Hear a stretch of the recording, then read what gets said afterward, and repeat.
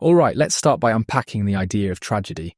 Traditionally, tragedy, as defined by figures like Aristotle, revolves around a protagonist with a tragic flaw, something inherently woven into their character that leads to their inevitable downfall. It's this combination of human imperfection and fate that creates that deep sense of catharsis for the audience. Yeah, and that tragic flaw, it's like always something kind of universal, right? Something people can see in themselves, like ambition or love or just making really dumb choices under pressure. Exactly, it's relatable. And if you think about Shakespeare's intent with Romeo and Juliet, for instance, he wasn't just writing a doomed love story. The play reflects the era's obsession with fate, societal expectations, and the chaotic consequences of unchecked emotions. It's a tragedy, but also a commentary on so much more. Right, right.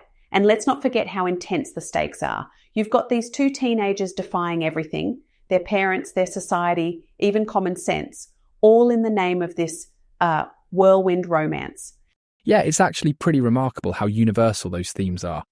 I remember back in high school when we first read Romeo and Juliet, and I don't know if this was common or just my class, but the debates got heated. Was Romeo just impulsive? Was Juliet naive? Or was it all, as some of my classmates insisted, the universe's fault? Oh no, it sounds like your class was way more intense than mine. We were just arguing about whether Mercutio was the real MVP of the story. Well, there's definitely an argument for Mercutio. But coming back to the classical features, just think about how Shakespeare uses fate. The ominous prologue alone, it literally spells out their doom. Star-crossed lovers, right? It's practically a spoiler, and yet you still get drawn into the emotional spiral because you can't stop hoping things will somehow change in the end. That's what's wild though. No matter how many times you read it or watch it, you're still like, don't do it, don't do it. And then they, well, you know. Exactly. And that's the beauty of it, right? Every time you're watching or reading it, knowing the inevitable outcome, you can't help but feel the urgency of their choices. Let's dive into that, because impulsiveness is almost a character in Romeo and Juliet. From the moment they meet, there's this whirlwind energy, falling in love instantly, deciding to marry within hours, and of course, the series of rushed decisions that lead to their untimely deaths. It's passion without pause, which in a way is quintessentially youthful. Yeah, and it's like, okay, they're young, they're in love, but seriously, how many red flags did they miss? Like, they just jump straight in without thinking. It's kind of frustrating to watch, but also kind of relatable, you know? Absolutely. That impulsiveness is not just a narrative device. It's a reflection of how raw and intense emotions can override logic, especially at that age. And Shakespeare uses this to build the inevitability of their tragedy. Take the iconic balcony scene, for instance. It's this beautifully romantic moment, but also it's almost reckless. They barely know each other, and yet they're pledging eternal devotion. Oh, totally reckless. And then you throw fate into the mix, right? Like the letter, that missed letter. I mean, it's such a tiny detail, but everything falls apart because of it. You want to scream, check your mail, Romeo, come on. Exactly, it's such a simple, almost mundane element, but it changes everything. And that's where the idea of fate gets really interesting. Is it just bad luck, bad timing, or something more cosmic? Shakespeare leaves it open to interpretation, but the result is devastating either way. Right, and it's not just the letter either. Like, think about how many moments of miscommunication there are throughout the play. Friar Lawrence's plan, Juliet's fake death, it's just layer after layer of people either not understanding or not being understood. It's like a total domino effect of, wait, what? And that's where the tragedy really amplifies. You can trace every moment back to a human decision, but also to forces completely beyond their control. It's almost a perfect storm of impulsiveness and miscommunication, fueled by an underlying sense of fate. Speaking of miscommunication, this is embarrassing, right? But it reminds me of this group project I did in uni. We were supposed to divide up this research, but one guy thought the deadline was a week later. I mean, like, we're scrambling to rewrite the entire presentation while he's still citing Wikipedia. Not exactly star-crossed lovers, but still tragic in its own way. That's a comical kind of tragic, for sure. But it does bring up an interesting point. Miscommunication isn't just about missing details. It's about how assumptions, timing, and trust can completely derail plans. And in Romeo and Juliet, it underscores how fragile communication is under pressure. especially when life or death decisions are on the line. Speaking of fragile communication and how it resonates, Romeo and Juliet also has this incredible legacy beyond just the play itself. I mean, it's everywhere: movies, novels, even musicals. How many modern works can you think of that draw directly from it? Exactly, the cultural footprint is extraordinary.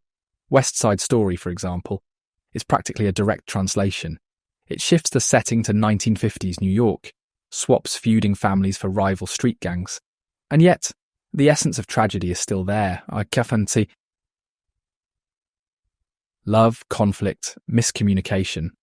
And dancing. Don't forget the dancing. Right, the dancing. But it actually mirrors the physicality in Romeo and Juliet. Shakespeare used sword fights and duels, and in West Side Story, that same tension plays out in choreography.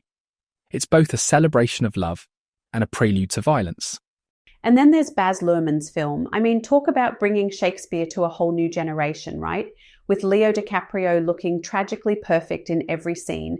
It's like he was born to play moody, lovesick guys. That adaptation really emphasised the contemporary resonance of the story. The setting was modern, guns instead of swords, urban chaos instead of Verona's quiet. But it stayed true to the play's emotional core. It asks, do these themes still matter today? And the answer is, well, duh, yeah. I mean, love overcoming obstacles, families clashing, fate messing everything up. It's timeless. But you've got to wonder, does the tragedy hit as hard when you already kind of know what's coming? Good question. Some argue it dilutes the impact, but I'd counter that it deepens it. Knowing the ending makes every moment more poignant. Watching Romeo and Juliet pine for a future we know they'll never have, that sense of inevitability is devastating. It's what elevates it as a tragedy even now. Yeah, totally. But it's funny how some adaptations kind of play with that. Like they lean more into the love story and pull back on the tragedy. I was watching this parody version once where Romeo gets hit with a Nerf sword instead of, poison and daggers. It's still tragic in its own ridiculous way. Parodies and modern spins definitely highlight the versatility of the story. And that's part of its legacy. It's a template, really. You can strip it down to its foundation and still see those same universal themes of love, conflict, and loss holding strong. How do you think Shakespeare would feel about all the remixes, though? Like seeing his play turned into a musical or, a TikTok trend?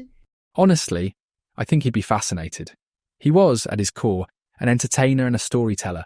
His works were meant to be performed and adapted for the times. If anything, the enduring popularity of Romeo and Juliet would probably make him proud. Yeah, and let's face it, the guy knew how to keep himself relevant. 4 centuries later, and we're still gushing over this tragic love story? That's a flex. It really is. And on that note, I think it's safe to say the legacy of Romeo and Juliet isn't going anywhere anytime soon. It's a tragedy that's managed to transcend time, culture, and countless adaptations. Whether you love it or find it frustrating, it's undeniably impactful. For sure. Well, that's all for today. Thanks for hanging out and nerding out with us, everyone. And remember, if you're thinking about defying your parents in the name of love, maybe just take a breath first. See you next time.